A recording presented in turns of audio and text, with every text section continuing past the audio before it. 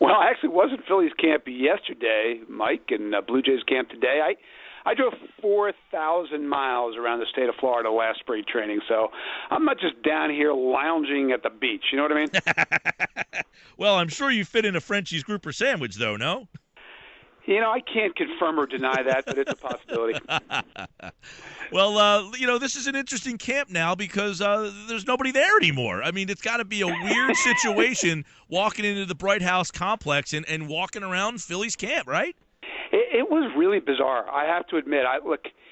It's going to be different. It needs to be different. It's time for all those guys to move on. It doesn't mean it isn't strange to walk into that locker room yesterday and to look at the lockers where all the aces used to dress, where Jimmy Rollins and Chase Utley used to dress, to see Vincent Velasquez sitting at Chase Utley's locker. Only one man has ever had that locker. It was not Vincent Velasquez. It really is a shock, and it's a good thing. It's a necessary thing. But it really is odd when it hits home how much things have changed. Vincent Velasquez in Utley's locker, you're right, because that stadium is about 10 years old, so those guys were all the first guys in there. But how about the guy taking his spot? That's probably going to be a big storyline, Jason, and the pitchers are down there. Velasquez is going to be a big factor in that battle for a rotation spot. I mean, personally, I think they need him to be. He's got more upside than the other guys they're talking about for that job. And this is his time. Yeah, he's just had a hard time staying healthy. And I don't know whether that is just a fluke thing or whether it's something you're always going to see with Vincent Velasquez.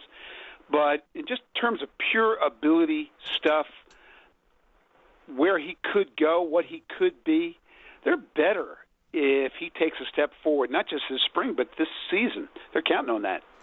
Who are some of the other guys that are intriguing for that spot in the rotation? I know we think Nola, Hellickson, and Morton are probably already in there, but who are some of the guys that could be battling for 4 and 5 with Velasquez?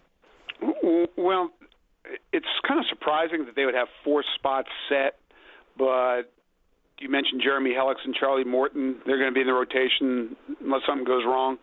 Aaron Nola, obviously in the rotation. I really think Pete Buchanan's thinking seriously about starting him on opening day, to believe it or not. And Jared Eichhoff, although he did report today that he has a little chip fracture in the thumb on his pitching hand, which he said was no big deal, but something to watch. But those 4 guys are already, for whatever reason, set. I better put that in quote marks. But they would be the 4 known quantities. And then what happens after that? Well, that's an interesting question. Brett Oberholzer is a guy that certainly they're going to look at. Right? That's an option. Vincent Velasquez mentioned. Adam Morgan was a guy who had some ups and downs last year. I don't think was fully healthy. Did make some strides. Certainly he's a guy they're going to give a chance to win that job. They have lots of different bodies running around camp, but I think in a perfect world, they would like to see Vincent Velasquez, a guy who spent quite a bit of the year in the big leagues last year, win that job. And then sooner or later, sometime down the road, then the kids start to arrive. Jake Thompson probably being the best of that bunch. Mark Appel being another guy that they'll certainly be watching closely in AAA. Jayson Stark in Clearwater with the Phillies yesterday, where a lot of new faces down there, as you write. They finally launched this long overdue youth movement, but it doesn't seem, maybe I'm wrong, but doesn't seem that youth movement has hit the bullpen quite yet. That bullpen looks like a lot of veterans, some cast-offs, and some interesting names vying for bullpen spots. Yeah, that bullpen's got a chance to be a problem. There's no doubt about that. I don't think they care a whole lot, to be honest with you, but I think they're making a mistake because I understand the reason for trading Ken Giles, and you and I talked about that trade, but for a team that is this young and has a chance to lose this many games, when you get the lead, you'd kind of like to win. and I don't know how that's going to all unfold. I think David Hernandez looms as the most likely closer. He's now from Tommy John, and he once did close. He's got good stuff. When I did my survey of executives the other day, he was viewed as one of the best one-year deals. And if he isn't capable of closing, then they've got a bunch of guys, Andrew Bailey, Ernesto Freire, Eduard Mujica, all those guys have closed at some point. And I think you need some veterans to make that team and be on that team. I think Andrew Bailey would be a great leader, for example, if he makes that staff.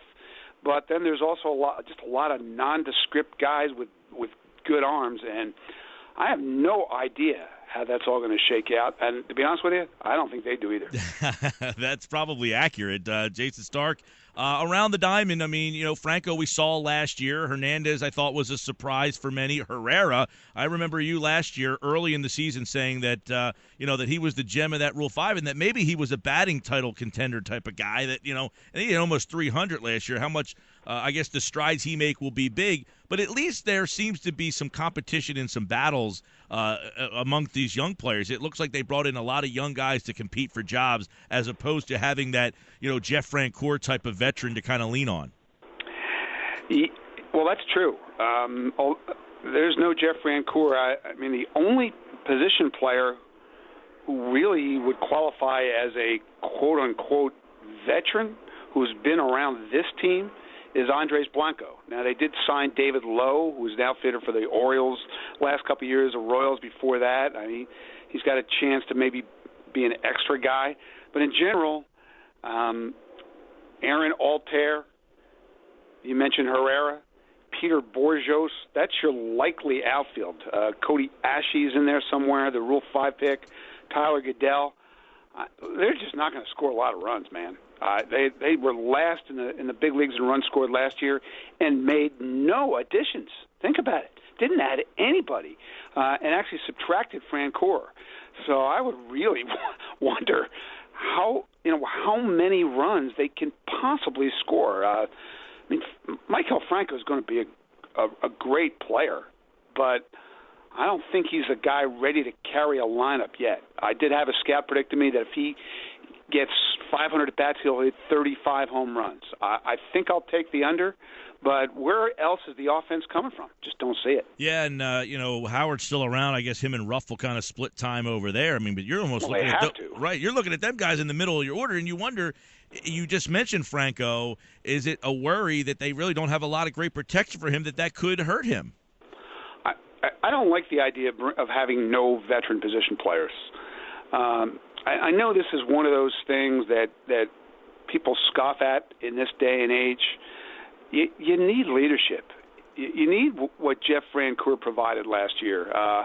He really took Maikel Franco under his wing and Odubel Herrera under his wing and spent a lot of time talking to them about how you act as a major league player, how to be a professional.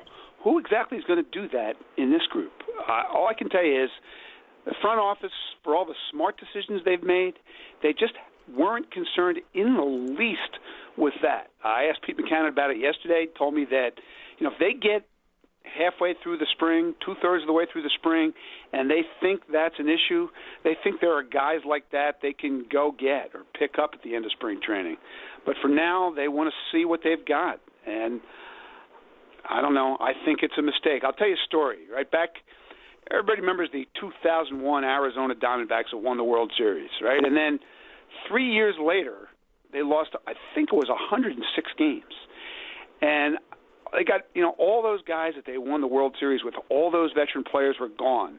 Much like this team, other than Randy Johnson, it was all a bunch of young guys. And I remember asking their general manager at the time, Joe Garagiola Jr., how he'd explain what happened. And you know what he said? He said, we lacked adult supervision. And it's just a way of saying you need veteran players on your team. I don't know. I think this is one of the areas to watch on this group of Phillies. Yeah, and we saw it going on right across the street with the Sixers. I mean, where they basically went with all young kids, and this is very reminiscent. People asking, Jason, are the Phillies the baseball version of tanking? And your colleague Buster Olney wrote a piece about it. I mean, is that what people think around baseball, that this team doesn't want to win? Well, I wrote a piece about this myself, and one thing I've talked to Buster about is that when you use the word tanking in Philadelphia, people automatically think about the Sixers, and I don't think this is exactly the same thing. But I will say this: the team that they're building in Philadelphia this year, whatever the one-loss record is in the big leagues this year, I don't think they consider to be any kind of priority. What happens on the field on any given night is not about winning and losing. It's really about the development of their youth. So I think they've been pretty honest about what they're doing and how long it's going to take and where they are. And then I guess I would leave it to anybody else out there to decide whether this is tanking. I mean, what Buster's been talking about really is that in baseball, under the current labor rules, it doesn't just incentivize losing.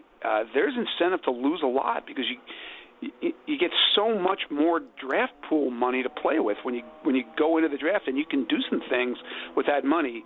Even though one player at the top of the draft isn't going to make a difference, it gives you the ability to overpay players who drop in the draft. And that's really what he's talking about for the industry. It's not so much an issue with the Phillies. Jason, we'll leave you with this, as the Phillies obviously have a very young team. I saw the website had them for 65 wins. What do you think the ceiling for this team is this year? I mean, no one is thinking playoffs, but would you be happy if they rolled out with 75 wins? Is that realistic?